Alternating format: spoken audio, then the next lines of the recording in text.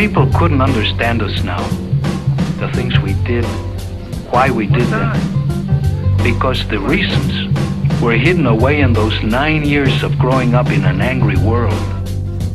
In such a state of mind, we got many false ideas about the world from the things we saw in some movies and comic books. Some boys began to drink beer and whiskey. A few began to smoke marijuana. And that we seemed to come together because of a battle that each of us was fighting within himself. The direction we were moving was clear now. Without wanting it, without even knowing it, we were becoming a gang. And I only got one thing to say.